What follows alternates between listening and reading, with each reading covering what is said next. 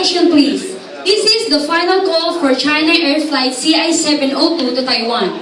Departing passengers should be proceed to gate number 5 immediately.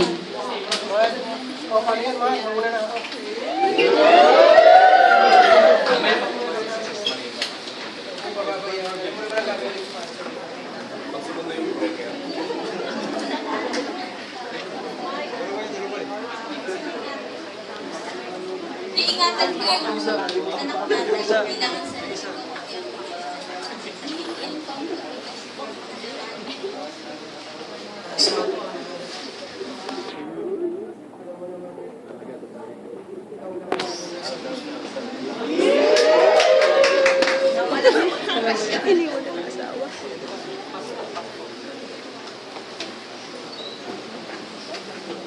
After Taoyuan International Airport.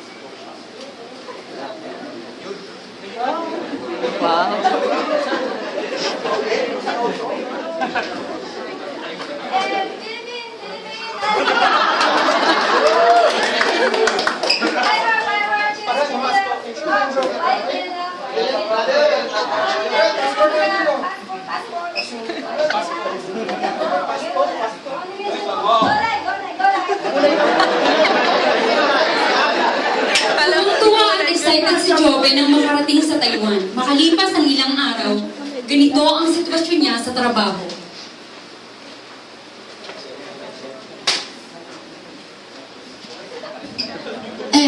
Ichi Bei! Ichi Bei！乖一点啊，你的报表吗？是你的吗？你的吗？为什么？为什么一点点？做不够啊 ！Sorry，没有办法，你知道吗？你做什么？你做什么？你睡着吗？这样是不行的啊！我要很快。你看，一点点，为什么？你去了，快一点！我要很快。 Hindi naintindihan. Dahil sa sobrang kalungkutan at sama ng loob ay naramdaman ni Joven ang homesickness na karaniwang nararanasan ng mga OFW sa iba't ibang bansa.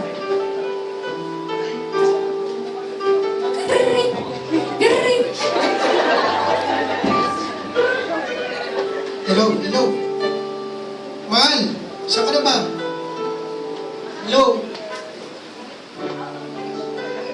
Hello, mahal. Hello, mahal. Kailan ka ba magpapadala? Kailangan ko na kasing magpa-check up ulit sa isang linggo. Kahapon nga pala nakahiraman ko sa kapitbahay natin. At kailangan daw bayaran sa madaling panahon. At ikaw, kailan ka ba magpapadala? Sige, tingnan ko, susubukan ko na lang.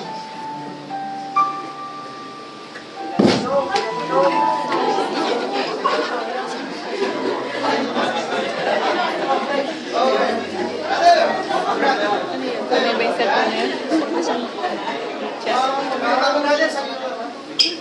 Dami ko kasing problema, Brad eh. Sa pamilya, sa trabaho. Hindi ko makakasuling mga tayo malis, Brad. Madaling solusyonan nga sa mga makasawin. Saan ka, Brad? Black building, pare.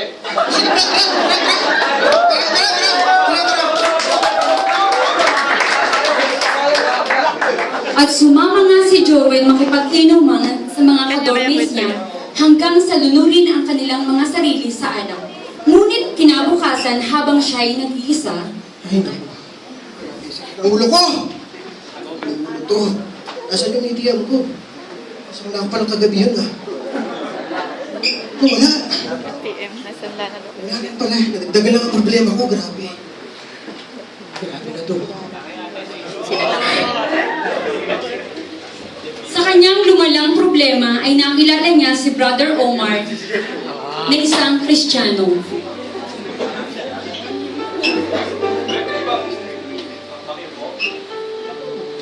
Pwede. Baka problema. Ay, Parang pansin mo, parang pamilya yata ang may problema mo. Parang ihawak mo nga ako. Ako nahihirapan na magawa.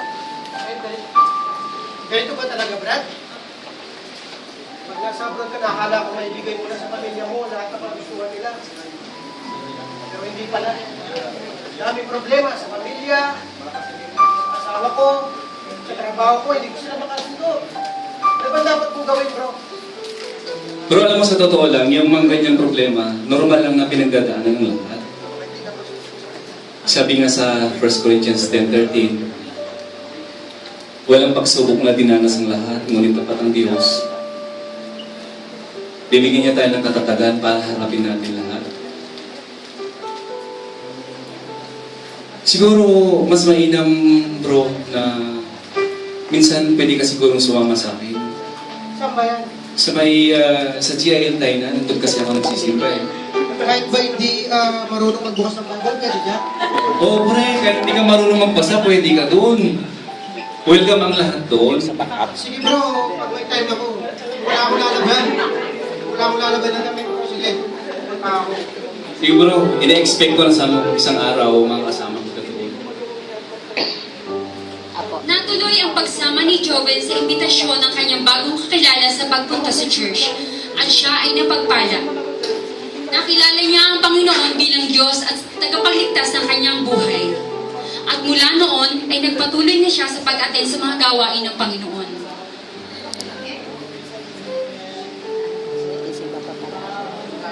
Nakapolo na. Ayun, doon na.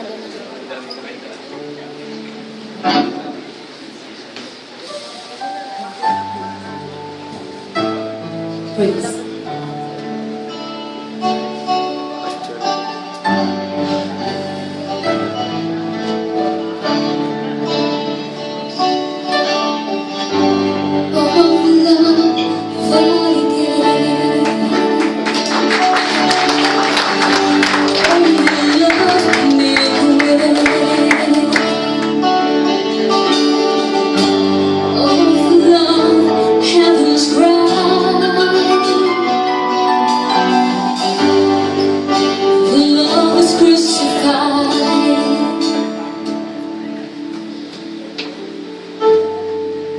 Yun lang. Kering, kering.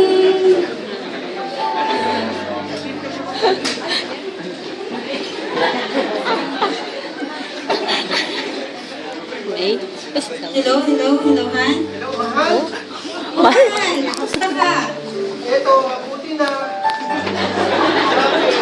Alam mo ba yung ginawa ni Lord? Ginagawa ko dito. Nakakilala ko ng isang Kristiyano. Sinama ko sa mga Bible study. Tsaka sa prayer meeting. Ngayon na lang ko nabuksan ng Bible. Ang ganda pa ng basahin. Tapos, i-ano mo sa puso ko. Sarap pa rin. Ito, mahal. Kumusta na yung anak natin? Talagang malusog ang baby natin. Maraming salamat sa bawat dasal na ginawa. Kunay nga sabi na kapag may isang naniniwala sa sambayan, kapag nakakilala, ang lahat ay makakakilala. Salamat sa bawat dasal mo. At tunay nga na marami mga tayong problema financially, nandiyan ang Panginoon, sasamahan niya tayo. Hindi tayo dapat mabahala sa kinabukasan, sapagkat Diyos ang bahala sa ating kinabukasan. Salamat naman, mahal. At pinakinggan mo yung panalangin ko. Alam mo, may blessing ako natanggap. Binigyan ako ng 20,000 ng ulokan ko. Ngayon, papadalang bukas. Ngayon ang mga red trivia. Oh, glory to God. Nakalipas ang ilang buwan, ay di inaasahang muling nakita sina Brother